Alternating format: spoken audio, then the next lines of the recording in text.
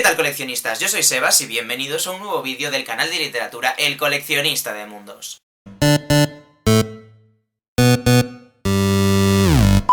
En un mundo donde desgraciadamente hoy por hoy se sigue aconsejando a muchas mujeres que firmen con un seudónimo masculino para tener más éxito en las ventas, y una sociedad en la que en la mayor parte de colegios e institutos se estudia eminentemente a escritores hombres y a muy pocas escritoras mujeres, el día de hoy quería hablaros de un pilar fundamental de nuestra literatura universal que son las mujeres y de las escritoras más importantes de todos los tiempos. ¡Comencemos!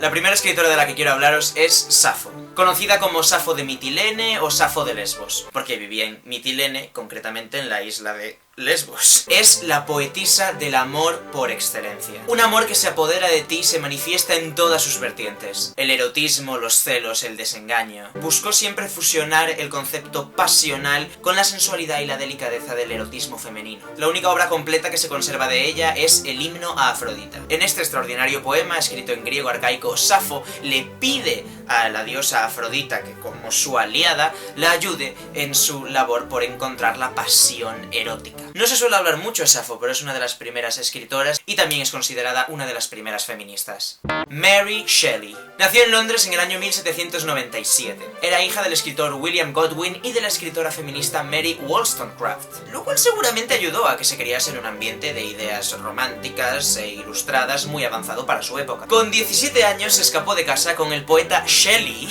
con quien pudo casarse 2 años más tarde tras el suicidio de su primera esposa.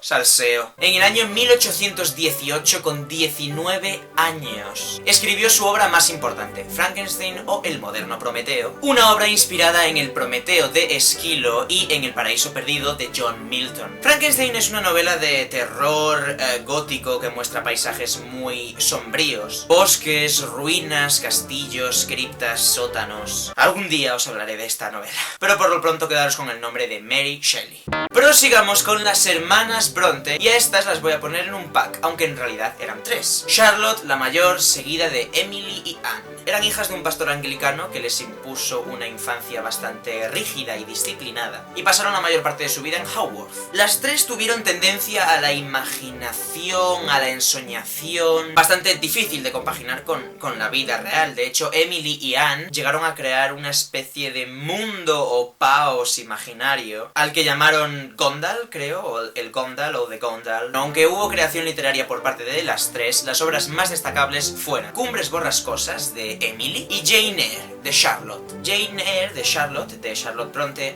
reflejaba el concepto de la antiheroína. No es bella, no es rica, no es agraciada, pero es muy inteligente. También se la considera una de las primeras novelas feministas y, en cierto modo, es incluso un poco autobiográfica. Cumbres borrascosas de Emily Bronte es hoy en día una obra de culto, aunque en sus comienzos no tuvo demasiado éxito, seguramente por la densidad de su escritura, el rigor de la construcción, un romanticismo demasiado personal, seguramente influido por el romanticismo alemán. Hoy en día sigue habiendo muchas personas a las que esta obra se les atraviesa, pero os la recomiendo muchísimo. Cumbres borrascosas de Emily Bronte y también Jane Eyre de Charlotte Bronte. Ah, y por cierto, a las hermanas Bronte se les recomendó en numerosas ocasiones que firmasen sus obras con seudónimos de hombres para que tuviesen más éxito en las ventas. Sí.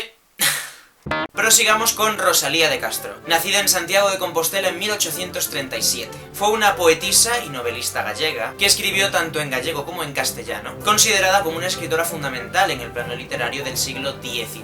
Una de las figuras esenciales del Rexurdimento galego y una de las principales precursoras de la poesía moderna española junto a Gustavo Adolfo Bécquer. Además, sus cantares gallegos son considerados la primera gran obra de literatura contemporánea gallega. Y me resultan muy ilustrativas las circunstancias en las que se dio su muerte. Estaba muy enferma en su cama, rodeada de su familia. Pidió a sus hijos que quemasen absolutamente todo lo que había escrito y que no había sido publicado, y de hecho los hijos lo hicieron, lo cual me parece tremendo. Es decir, vale, estás cumpliendo las últimas voluntades de tu madre, pero está delirando. ¿Cómo puedes quemar sus últimas obras? ¡Ah! No quiero hablar del tema. Y finalmente se dirigió a su hija Alejandra y le pidió que abriese la ventana porque quería ver el mar. lo cual es bastante curioso porque evidentemente desde Padrón, la ciudad en la que ella falleció, no se puede ver el mar, y aparte el mar siempre fue un simbolismo de suicidio para ella, y resulta curioso que la última frase que pronunció antes de morir fuese que quería ver el mar, y después cerró los ojos y falleció. No sé, a mí me parece una escena cargada de lirismo y de poesía, como lo fue, en verdad, todo Rosalía de Castro.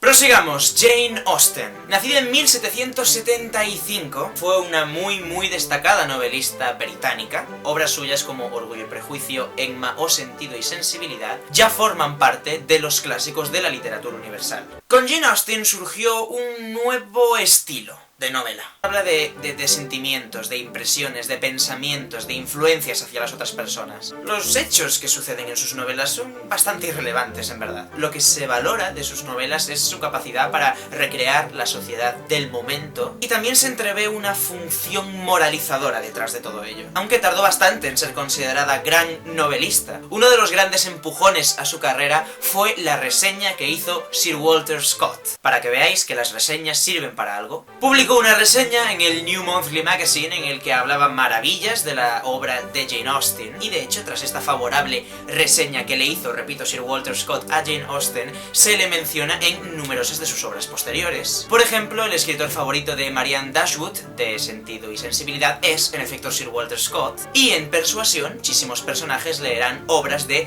Sir Walter Scott. Resulta bastante curioso. Siguiente, Marguerite Duras. Y fue una grandísima novelista, guionista y directora de cine francés. Y aunque no es muy conocida, quiero incluirla en esta lista de escritoras de la literatura universal, porque fue una de las iniciadoras y de las más grandes precursoras del Nouveau Roman, toda la corriente posterior a la Segunda Guerra Mundial, y dio lugar a interesantes experimentos narrativos. Voy a recomendaros su obra El amante. Siguiente, Agatha Christie. Tengo pensado hacer un vídeo hablándoos a fondo sobre Agatha Christie porque soy muy seguidor de esta autora y de toda su obra. Pero hoy no quiero explayarme demasiado, simplemente deciros que es la más célebre novelista de la historia. Una de las pocas que ha vendido más de 2.000 millones de ejemplares de sus novelas. Mindblow. Voy a destacaros concretamente la novela Los 10 negritos. Simplemente deciros que tenéis que quedaros con su nombre, Agatha Christie. Repito, la más grande novelista que ha tenido la historia de la literatura universal. Y finalmente, la grande, la esplendorosa, la extraordinaria Virginia Woolf. Fue una gran renovadora de la novela moderna, y en sus libros se percibe una grandísima intensidad lírica. Lo que te queda de sus novelas no es la historia en sí, no es la trama, sino una especie de halo luminoso. Las experiencias sensoriales que acumulan sus personajes, una percepción diferente a la realidad, el monólogo interior, la mezcla del pasado, el presente y el futuro, una habitación propia, y La señora Dalloway son sus más grandes novelas. A mí personalmente me encanta por la capacidad que tenía para retratar las demencias humanas, las locuras. Cabe destacar que ella también estaba muy loca y finalmente acabó suicidándose, tirándose a un río. Y lo peor de todo esto es que era una extraordinaria nadadora, así que tuvo que ayudarse metiéndose piedras en los bolsillos y seguramente tuvo que hacer esfuerzos por hundirse, pero fue una de las más grandes escritoras de todos los tiempos. Y bueno, esto ha sido todo. Espero que no os haya hecho un vídeo demasiado pesado, pero quería hablaros de todas estas escritoras. Algunas seguramente las conocieseis, a otras tal vez no. Si queréis que haga más vídeos hablando de escritores o autores en concreto, decídmelo abajo en los comentarios. La verdad es que yo quiero hablaros de literatura universal y quiero hablaros de un montón de novelas. Muchísimas gracias por haber aguantado hasta el final del vídeo. Si os ha gustado, dadle a me gusta, compartid. Yo soy Sebas, nos vemos la semana que viene en el próximo vídeo del Coleccionista de Mundos. Y hasta entonces, recordad: larga vida a los libros y larga vida a las escritoras mujeres de nuestra historia.